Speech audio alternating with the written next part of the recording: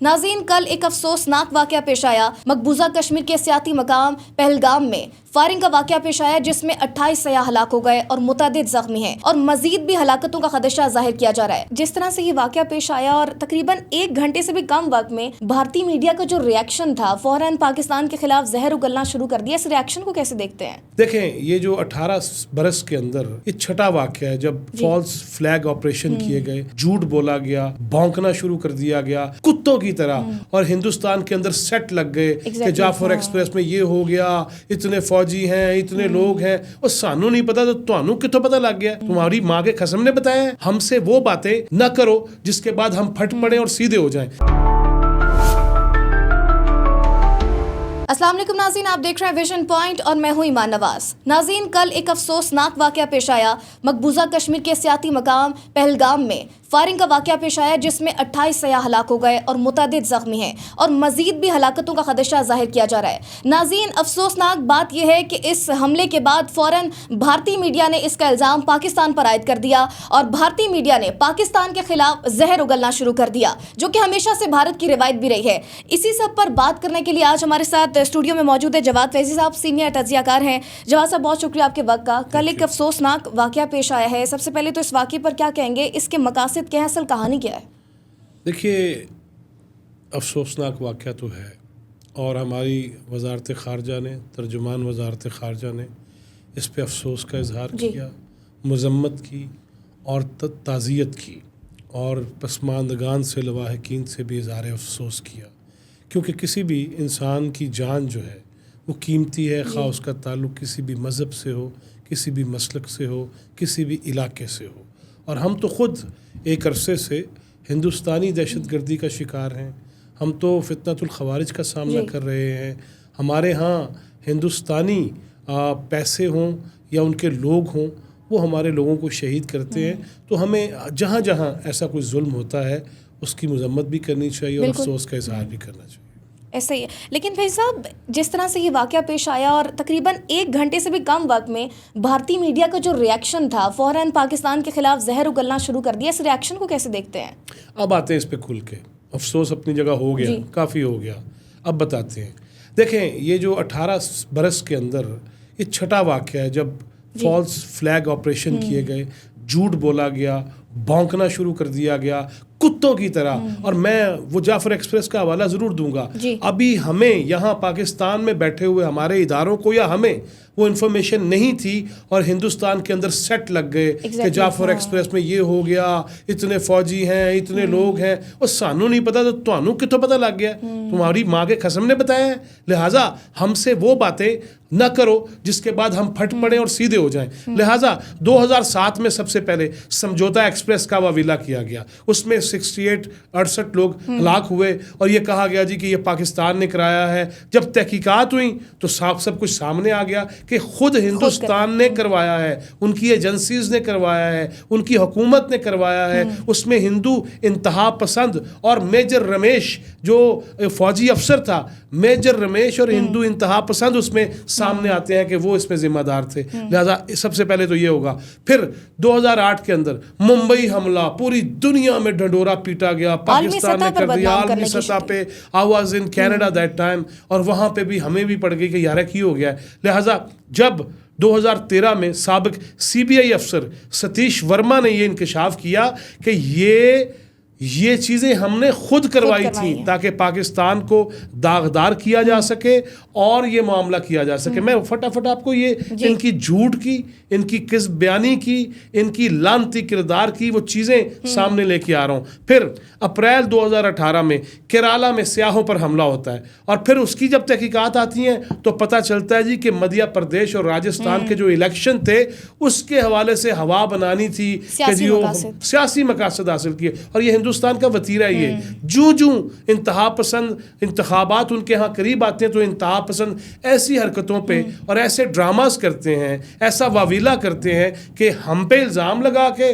उधर से वो वोट ले सकें और उनके जहन मजीद सख्त गिर बना सकें। सेकुलर हिंदुस्तान तो मुझे कहीं जहन्नम में नजर आ रहा है, वो तो मर चुका हुआ है। ये तो सेकुलरिज्म के नाम पे इंतहा पसंदियां हैं। और इसके क्या मैं पहले आपको ये बता दूं इनके झूठ जो हुए हैं। फिर उसके बाद 2019 में पुलवामा के नाम पे बोला गया जी 40 भारतीय फौजी हमारे कर दिए जी पाकिस्तान ने, और भाई इनके अपने साबिक गवर्नर ने ये इंकशाफ कर दिया कि ये हमला खुद करवाया गया था।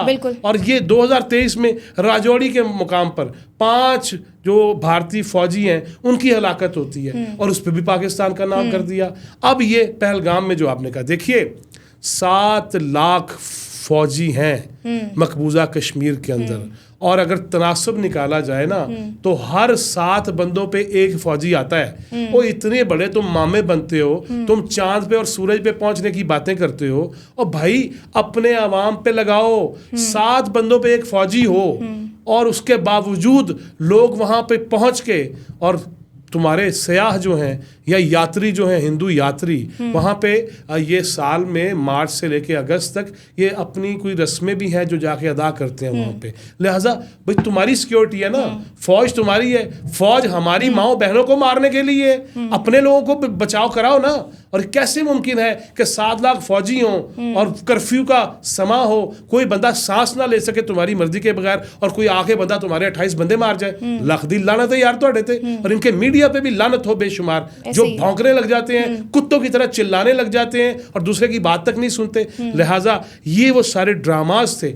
अब इसके साथ क्या इन्होंने किया, अब इसमें भी इन्होंने जो हमारे ऊपर इल्ज़ाम था ना, लगाना था ना, और पूरी दुनिया में देखें, अमेरिका के नायब सदर का दौरा था। माजी में चले जाएं, अमेरिकी प्रेसिडेंट ओबामा ने हिंदुस्तान का दौरा किया, उस मौका पर भी इन्होंने 35 सिख कत्ल कर दिए और इल्ज़ाम पाकिस्तान पे लगाने की कोशिश की। अब जब अमेरिकी नायब सदर दौरे पे हैं हिंदुस्तान के, तब इन्होंने बताना चाहिए, देखो जी पाकिस्तान देखे क्या कर, पाकिस्तान कुछ नहीं कर रहा, ये तुम्हारे अपने करतूत हैं। ये भी बताओ ना अमेरिकी नायब सदर को और अमेरिकी प्रेसिडेंट को कि हमारे यहाँ अलहदगी की तहरीक कितनी चल रही हैं, क्यों कर चल रही हैं। इंसानी हकूक के जो मामे बनते हैं ना इंटरनेशनली, उनको देखना चाहिए। जिस मजहब के अंदर दलित हो, छोटी जात हो, साथ बिठाना ना हो, साथ खाना ना हो, वहाँ इंसानी हकूक की बात होनी चाहिए कि नहीं होनी चाहिए। लिहाजा ये जलालते, अच्छा इस ड्रामे के अंदर जो एक और सामने आया है, एक नया ड्रामा, इन्होंने कहा जी 2 बंदे हैं वो मकबूजा कश्मीर के, और उसके एक का नाम है मलक फारूक वल सिद्दीक और एक है मोहम्मद दीन वल जमाल दीन। ये 2 बंदों को इन्होंने मार दिया है कि जी ये थे दहशतगर्द। अच्छा अब उन बेचारों को, अब आपको मैं हैरान कुन बात बताऊं, सुने ये दुनिया, आंखें खोले, ये दोनों मलक फारूक और मोहम्मद दीन 22 अप्रैल की सुबह इनके लापता होने की इतला थाने में दे दी जाती है कि हमारे 2 बंदे गायब हैं। अच्छा, अब ये ड्रामा हो गया, खुद जो करवाया ना, और उसके बाद ये बताना था कि वो हमारे तो फौजी और हमारी इन्वेस्टिगेशन जो ऑफिसर हैं और ये जो हमारे इदारे हैं वो बड़े तेज़ हैं। उन लापताओं को पहले लापता किया, फिर उसके बाद उनको मारा और जान के डालने के लिए मकबूजा कश्मीर के लोगों पे। अब जो उनकी तस्वीरें रिलीज हुई हैं, यार ये नहीं हो सकता।